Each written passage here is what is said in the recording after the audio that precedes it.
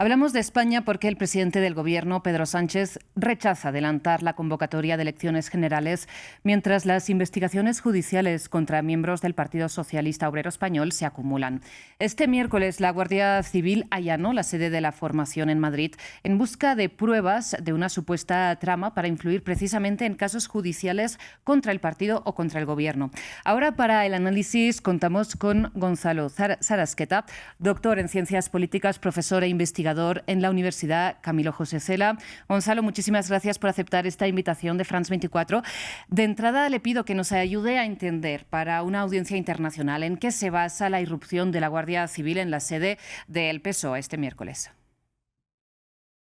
Bueno, en realidad el partido gobernante viene con, si uno revisa por lo menos desde el año pasado, viene con un rosario de cuestiones judiciales. El año pasado tuvo la renuncia de sus dos últimos secretarios generales, tanto Ábalos como Sardán.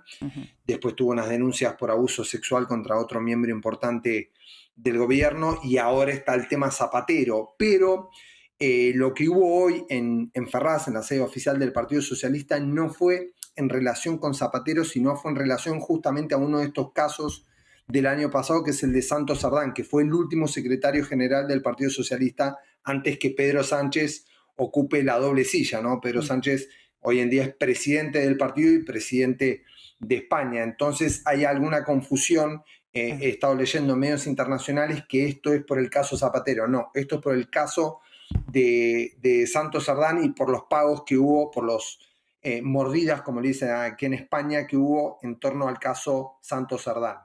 A ver, explíquenos entonces un poco más de este caso Santos Sardán.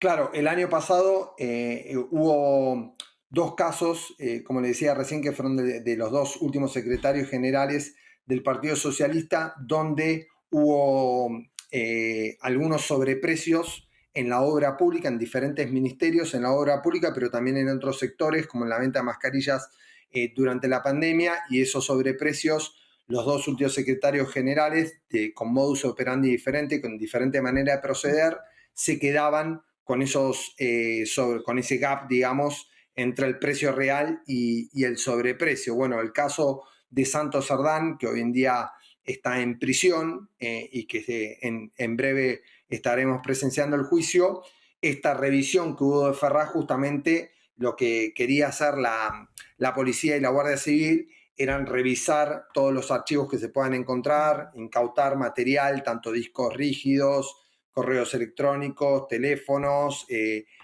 archivos impresos, para ver qué se podía sumar a la trama de Santos Sardán, a estos sobreprecios que hubo en el ejercicio del poder público. ¿Y cómo se relaciona este caso de los sobreprecios con la información que ha trascendido este miércoles de una posible trama para influir en procesos judiciales contra el partido?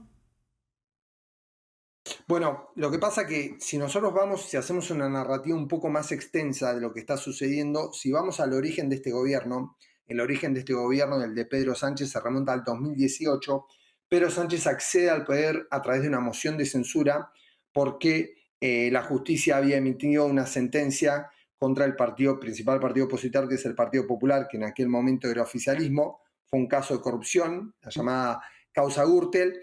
Entonces, lo que vemos ahí es que es un gobierno que llega con un discurso de transparencia muy fuerte, y lo que vemos a partir del año pasado, nosotros ahí tranquilamente podemos ver una continuidad, es que es el caso Ábalos, el caso Santos Sardán, también los casos que decía de denuncia de abuso sexual quedaban en todo lo que era la narrativa feminista del gobierno, y ahora el caso Zapatero, donde está relacionado con tráfico de influencias.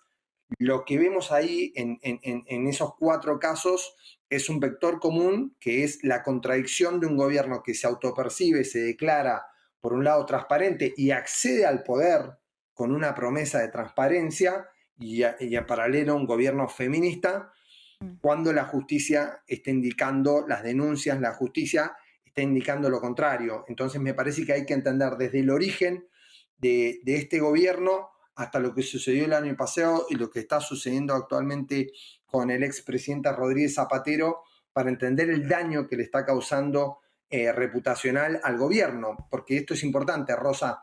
Este gobierno en cuestión macroeconómica, los números le dan muy bien, ¿no? Está en récord de tasa de desempleo, está creciendo a un nivel que por momentos duplica a las principales potencias anualmente, duplica a las potencias a Francia y a Alemania, ha sacado muchas políticas públicas en relación a lo que es el cuidado de la clase media-baja y de la clase trabajadora. En cuestión económica el gobierno está bien. Lo que está teniendo mucho desde el año pasado hasta ahora son cuestiones que afectan a su narrativa en transparencia y en feminismo. Precisamente terminaremos esta entrevista hablando de las perspectivas de continuidad de este gobierno, pero me parece que es interesante añadir a este análisis el caso contra la esposa del presidente del gobierno, contra Begoña Gómez, que en este caso el gobierno señala como un ataque en formato de lawfare, ¿no? ¿Qué opina usted de esta ramificación? Bueno, en ese caso lo que hay que ver y lo que en cierta medida le da fuerza a la hipótesis del gobierno, que el juez encargado de ese caso, el juez Peinado, es un juez con una trayectoria bastante zigzagueante, por decirlo de una manera elegante. Es un juez que no ha tenido una buena trayectoria, pero en este caso, en el caso Zapatero, sí tenemos un juez que tiene una buena reputación. De hecho, por eso el encuadre lawfare no fue utilizado ni por el gobierno ni por sus aliados en el caso Zapatero. El caso de Begoña podría ser visto más como una operación judicial, podría ser visto como un caso que no tiene una evidencia sólida, pero el caso de Zapatero es todo lo contrario. Estamos frente a un juez con buena reputación, ecuánime y con una evidencia muy sólida. Entonces creo que ahí hay que marcar una diferencia entre el caso de Begoña y también el caso del hermano de Pedro Sánchez, que son dos causas diferentes, pero donde ahí sí veíamos una justicia más parcial, pero me parece que en el caso de Zapatero, y lo indica el currículum y la trayectoria del juez, estamos frente a una justicia imparcial. Y ahora, claro, ante este escenario comentemos precisamente cómo se evalúan las posibles salidas electorales o de continuidad o no de este gobierno. En teoría, las elecciones deberían convocarse en 2027, ¿no? Acabando con esta legislatura de 4 años tras las anticipadas de 2023. ¿Cree posible que el gobierno aguante hasta el final de la legislatura? Y la verdad, hoy es muy difícil plantear que esta legislatura termine. Creo que es un gobierno que ya no está gestionando, sino simplemente está sobreviviendo.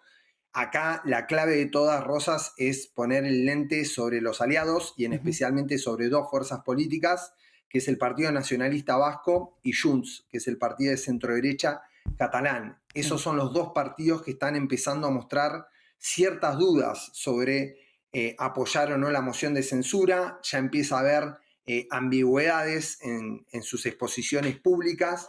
Entonces creo que el PP y Vox, para lograr esa moción de censura, necesitan, con la configuración actual del Congreso de Diputados, necesitan el apoyo de esas dos fuerzas, necesitan llegar a los 176 escaños. Entonces lo que hay que concentrarse de acá al 17 de junio, que es la fecha en que Zapatero va a declarar frente al juez, es cuáles son los movimientos y las declaraciones de estos dos partidos, insisto, el Partido Nacionalista Vasco y Junts. Otra manera que no sea la moción de censura puede ser que Pedro Sánchez por sí solo adelante las elecciones, pero creo, viendo un poco lo que ha sido el camino de Pedro Sánchez, el cual se destaca por su resiliencia y por superar las crisis, superó la guerra de Ucrania, superó el COVID, superó todas las crisis que decíamos hoy de casos de corrupción del año pasado.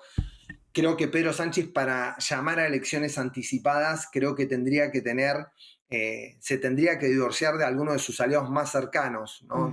Más del arco progresista, que puede ser Sumar, que es la fuerza que está a la izquierda del Partido Socialista y que cogobierna con el PSOE, o pueden ser las fuerzas de izquierda de Euskadi, del País Vasco, o de Cataluña. Hoy yo estaba hablando de las fuerzas de derecha, que también, de centro derecha, que también son aliados. Bueno, para que Sánchez adelante las elecciones, ahí lo que tendríamos que ver es qué hacen las fuerzas que están a su izquierda, tanto en el País Vasco, en Cataluña, como Es el caso de Sumar, que está gobernando con el Partido Socialista. Claro, la cuestión es que de una forma u otra los ha necesitado para gobernar en esta legislatura y en anteriores. Y a su parecer, entre estos dos escenarios que plantea, entre la moción de censura y la convocatoria electoral, ¿cuál ve más plausible en el corto plazo? Es que acá tenemos una contradicción que es importantísima, y esto tiene que ver mucho con comunicación política, Rosa, que está chocando la agenda de Zapatero, que es el que acaba de postergar la declaración 15 días más, o sea, 15 días más de silencio, esa agenda judicial de Zapatero, que está pidiendo su abogado tener más tiempo para defenderse mejor frente al juez, está chocando con la agenda política del gobierno. El gobierno lo que necesita en este momento es una explicación clara, contundente por parte de Zapatero para retomar el control de la agenda. Entonces, en estos, hasta el 17 de junio, lo que estamos viendo son estas dos agendas, la judicial de Zapatero y la agenda política del gobierno, en colisión. Entonces, mientras siga prevaleciendo la agenda de Zapatero, que en este caso es el silencio, y que cada día tenemos o nueva evidencia o nuevas noticias, el gobierno cada vez va a ir perdiendo más capital. Sí. Y creo que ahí lo que vemos más cercano es un adelanto electoral. Si seguimos con este ritmo de desgaste, probablemente el gobierno tenga que llamar a un adelanto electoral. Ya empieza a haber fisuras también dentro del Partido Socialista. El expresidente Felipe González ya ha dicho que tiene que llamar a elecciones. El presidente de la Comunidad de Castilla de la Mancha, Emilio Paje, también ha dicho que tiene que llamar a elecciones. Si bien son dos actores críticos, históricamente críticos con Pedro Sánchez, no son los únicos que están levantando la voz y que están pidiendo adelantar las elecciones. Y esto también es interesante, Rosa. ¿Por qué están pidiendo adelantar elecciones? Porque el año que viene hay elecciones municipales, hay elecciones locales. Y lo que están diciendo tanto el expresidente como el presidente autónomo, que si no hay adelanto de elecciones se va a seguir desgastando el Partido Socialista, y eso va a afectar también a la renovación de los ayuntamientos o incluso a los candidatos socialistas que quieran participar y quieran acceder a poderes locales.